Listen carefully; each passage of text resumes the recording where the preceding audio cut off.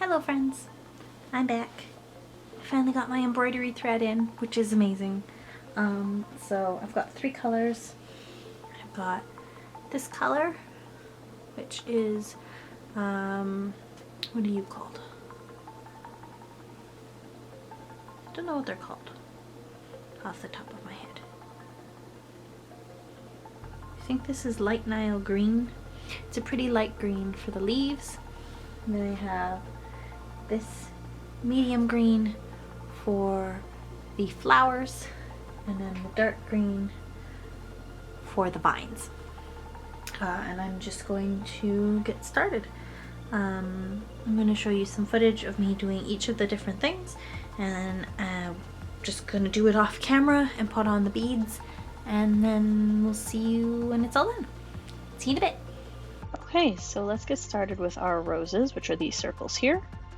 You go in a circle and create 5 spokes, for lack of a better term, coming out from the middle by just threading the thread through like this. And then once those spokes are in place, you do an over-under pattern until it starts to create a bit of bulk. So here you can see me going under, over, under. And because you have an uneven number of spikes, it means, or spokes, sorry, it means that you will always be rotating whether you're going over or under each spoke every time. So you can see it gets nice, and it's starting to look like a rose here, which is really nice. And then keep going with that. It's getting even bigger. It's always great. Ooh, starting to look like a chunky boy. Keep on sewing, sewing, and tie that off in the back. There we go.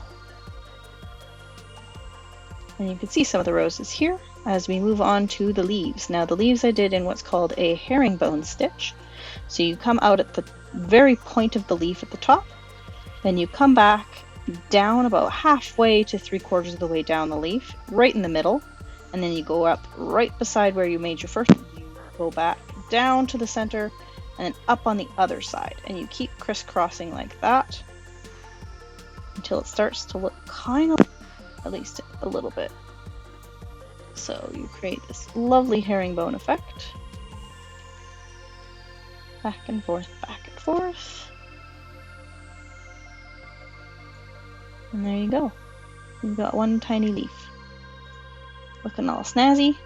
And then you can easily travel underneath the fabric to the tip of your next leaf and keep going without having to tie off your stitches, which is awesome.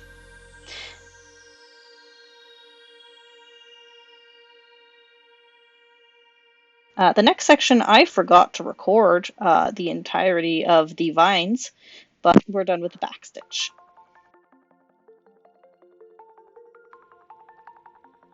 And this is my lovely little dish. What's going to go in the dish? Beads! So many beads. Very, very, very tiny beads. Very tiny beads. As we go, use the same thread I used to sew the dress to sew the beads on. Come up through, pick up 3 tiny beads from the tray, which is why you put them in the tray so they're easy to get. You don't have to try to get them out of the bottle. And you bring those down, you put that into the fabric, and it comes into like a little triad thing. You come up through the middle of the beads and just secure it down on like that. And then you do that all the way around, and this is what it ended up looking in the end. Isn't that a fantastic neckline? Like, I am so pleased with the way this turned out. It took basically an entire weekend of doing this, from about 7:30 in the morning until about 6 or 7 at night. But gosh, does it look pretty. Okay, so now for the overskirt embroidery. I decided to look up some florography in this lovely book that I got for Christmas from some dear friends of mine, because I wanted the flowers to have meaning, just like I did on the neckline. So the neckline, the green roses stand for, I think I mentioned it in the intro, but they stand for masculine beauty. So that was really great for the neckline. It pays homage to the original work. This, I wanted to do something a little bit more exciting. So I looked up a bunch of relevant flowers in here because it gives you different flower meanings. And then I kind of worked on making some more simplified drawings of them. So this one is a stinking hellebore. I also got some sweet fennel in there. Some Hippomane manxiella. I hope I pronounced that correctly. Oh, and the Salix, that was the other one. The Salix alba, or white English willow. Which then stand for chivalry, deceit, falsehood, and enchantment, all relevant to the story, which is kind of awesome. And they end up, as you can see by my math up here at the top of the page, 7 inches apart. So now back to your regularly scheduled good times. Okay, we're back at it with the lovely overdrawings that I have already done. So we're starting with the sweet fennel. We're going to make the stem by using what's called a stem stitch, wherein you make one big long stitch and then you secure it with a series of smaller stitches along the stem. It's really, really easy. It just takes a lot of thread, which is fine. Yeah, it just eats your thread a lot, but it's actually a really easy, simple stitch, so this one actually didn't take too long to do. You can see we're doing all the big, tall, sprungy bits at the top here. And then those we're also using stem stitch just to tack them into place. There you can see a tiny stitch going in there. And then we do the flat platforms at the top of the sprongy bits at the top. Also secured down using the same method as stem stitch, just in the middle of it, just to give it a bit of a curve for what will sit in them eventually. And as you can see, there is 6 of them on each of these beautiful, beautiful flowers. So it took a little bit to do, but I'm honestly quite happy with how they turned out in the end. Oop, blurry. Alright, there you go. There's the stem. And then we come back at it with the beads. Beautiful, beautiful beads. Little gold fellas. They have 2 holes in them each, which makes them really easy to tack down with just a regular sewing thread that I used for the skirt so that they blend in a little bit better that way. I didn't want to use my embroidery floss for this. So each different springy bit at the top, for lack of a better term, got anywhere between 2 to 4 beads each.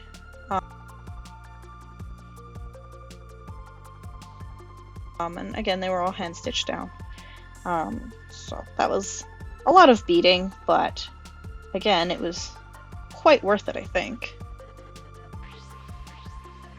Okay, so we are back with the willow this time. I'm repeating the stem stitch with a slight modification for the stem on this one.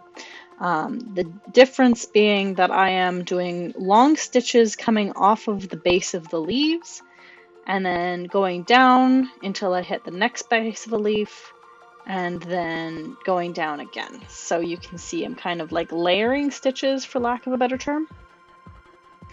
I don't know how else to put it. Anyway, back on the leaves here.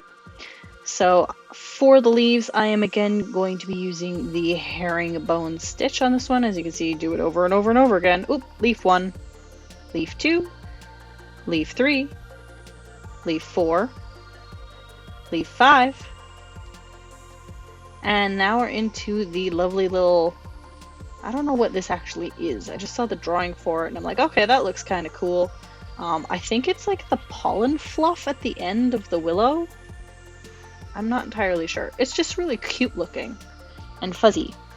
So I just went back and forth in like a really spaced out cross stitch herringbone stitch thing. I don't know. I just made this one up until it looked like the way I wanted it to.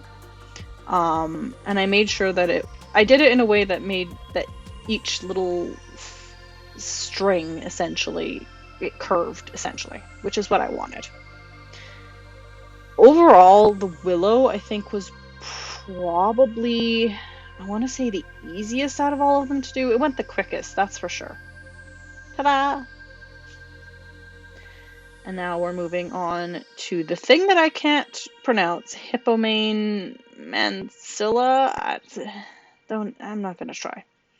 For the big chunky leaves on this boy, I am going to be doing the herringbone stitch again. Pretty easy. I'm not going to make you watch all of it. I am going to make you watch some of it though, because hey, I had to live it, so you have to live it with me to a certain extent.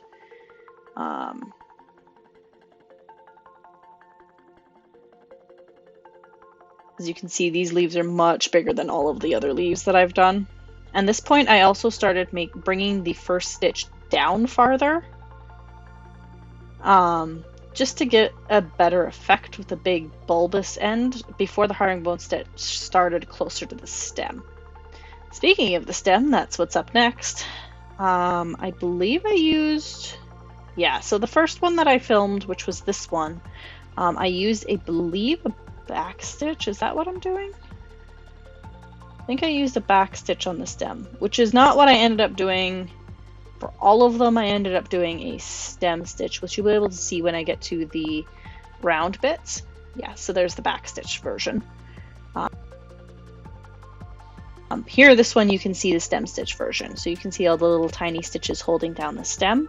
But now it's beading time. So every little circle that you see on there that's drawn on gets a bead. So you get 3 beads on the bottom. Going to attach those in the normal way. Same way I attached the ones on the neckline, really. And secured them down between each bead to keep them from like buckling in weird ways.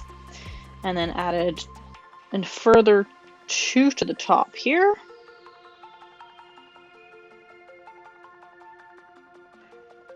Going up and down, I'm going to secure that the same way I secure the others, and voila! 2, 3, 4, 5, and 6 right at the top. I forgot to record some of the hellebore footage, but here you can see me coming in with the stem. I don't have footage of me doing the actual flowers on this one. I don't know why, I just don't. Either it got deleted or something of the sort. So I'm doing the same stem stitch with the stem of this one as I've done with all the others. For the flowers, I used 2-toned darker ones for the hood of the flower, and then I used a really light green underneath. And I used what's called a satin stitch to fill the flowers in. There we go, finished off the stem, and voila! One last touch on these is that I got some metallic gold thread for the long little stamen that come out of it. And I put those in place. 2 little threads. That's what all the scientific drawings that I looked up look like. I thought it looked cute. And here's the final effect of all of them all together on the skirt. If you want to see what the final look looks like, come back next week and I'll have the full breakdown for you. See you then!